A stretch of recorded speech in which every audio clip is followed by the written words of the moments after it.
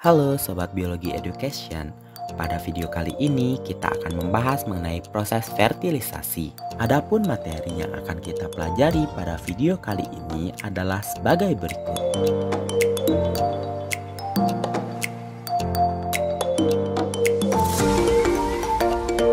Pasti kalian bertanya-tanya, apa sih sebenarnya fertilisasi itu? Jadi, fertilisasi merupakan penyatuan atau fusi antara gamet jantan dan gamet betina, serta diikuti dengan penyatuan inti atau pronukleus dari kedua gamet tersebut. Hasil fertilisasi ini dikenal dengan sigot. Pada proses fertilisasi, terjadi peleburan antara inti gamet jantan dan inti gamet betina, sehingga terjadi suatu pencampuran antara karakteristik sifat-sifat paternal dan maternal yang berkembang menjadi satu individu baru. Adapun jenis-jenis dari fertilisasi adalah sebagai berikut. Fertilisasi internal merupakan proses fertilisasi yang terjadi di dalam saluran reproduksi betina.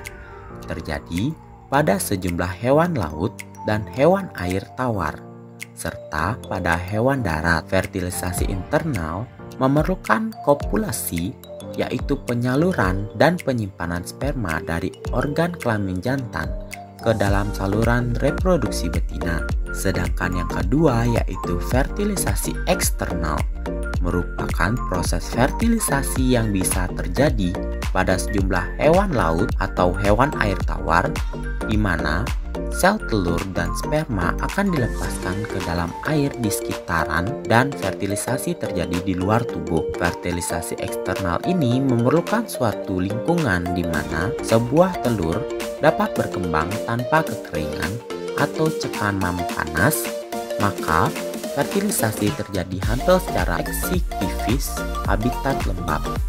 Setelah kalian memahami apa itu fertilisasi dan juga jenis-jenisnya, pasti kalian bertanya-tanya, bagaimana sih proses fertilisasi pada manusia? Jadi, fertilisasi pada manusia pertama-tama yakni spermatozoa akan diejakulasikan ke dalam saluran genital wanita. Selanjutnya, spermatozoa tersebut akan berenang melalui serviks untuk mencapai tuba Fallopi, dan hanya satu spermatozoa yang dapat membuahi sel telur. Sebelum membuahi sel telur, spermatozoa harus melewati tahap kapasitasi atau penyesuaian dan reaksi krosom atau penempelan spermatozoa ke zona pelusida terlebih dahulu.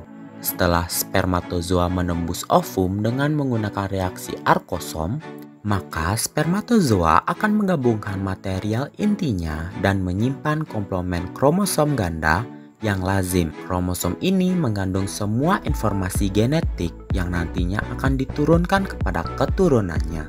Sel telur yang telah dibuahi akan membentuk sigot yang terus membelah secara mitosis menjadi 2, 4, 8, 16, dan seterusnya. Selanjutnya, kita akan memberi satu contoh mengenai fertilisasi yang simple, yakni dari kelas Pisces yang diwakili oleh ikan. Adapun proses fertilisasinya adalah sebagai berikut. Pada kondisi inilah, proses pembuahan atau fertilisasi pada ikan akan terjadi secara eksternal, di mana induk jantan dan induk betina akan sama-sama melepaskan sperma dan sel telurnya di perairan, baik dengan cara mengapungkannya di permukaan ataupun meletakkannya di dasar perairan atau sarang yang mereka buat. Sekian pemaparan materi fertilisasi. Semoga video ini membantu kalian dalam menambah wawasan pada hewan. Akhir kata, saya ucapkan terima kasih.